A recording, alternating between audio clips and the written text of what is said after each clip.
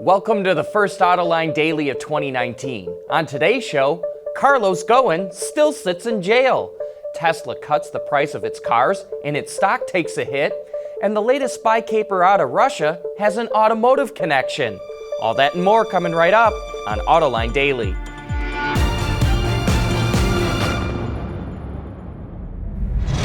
This is Autoline Daily, the voice of the global automotive industry.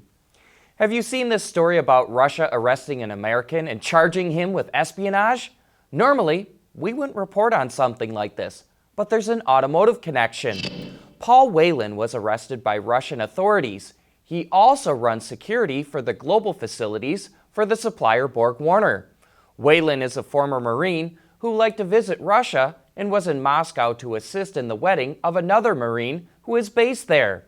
John Huntsman, the U.S. ambassador to Russia, has visited Whelan since his arrest. And there's another automotive connection there. Huntsman used to be on the board of directors at the Ford Motor Company. Speaking of going to prison, Ghosn is still in jail. Earlier this week, a Tokyo court extended his detention until January 11th. Nissan's former chairman has been held in custody since November 19th, when he was arrested for allegedly underreporting his income. He has been rearrested on that charge and for also allegedly making Nissan pay over $16 million for losses he made on personal investments.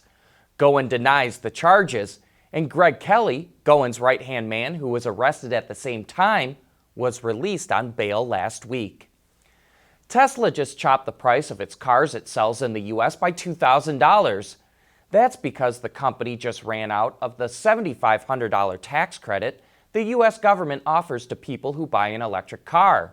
Tesla's stock dropped $20 on the news, and General Motors announced it just sold 200,000 EVs, and so the tax credit will start to phase out for it too. GM gets one more quarter of the tax credits, after which it falls in half, and 6 months after that, it goes away completely. And this is bad news for Tesla and GM. They're losing that subsidy just as their competitors are about to hit the market with a lot of EVs. Speaking of Tesla, be sure to join us for Autoline After Hours this afternoon when Sandy Monroe joins us for the show. And he'll have plenty to say about Tesla and the teardown he did of the Model 3. David Welch from Bloomberg will also be on the show, so join John and Gary for some of the best insights into what's really going on in the automotive industry.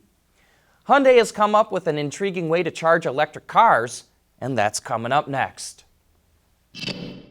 Autoline Daily is brought to you by Bridgestone Tires, your journey, our passion. Dow Automotive Systems, advanced materials that deliver better results. And by ExxonMobil. Hyundai is showing how autonomous cars could improve the efficiency of large-scale charging of EVs. Users would first send off the vehicle to an automated charging spot using a smartphone app. The car then drives off to the nearest available spot to charge.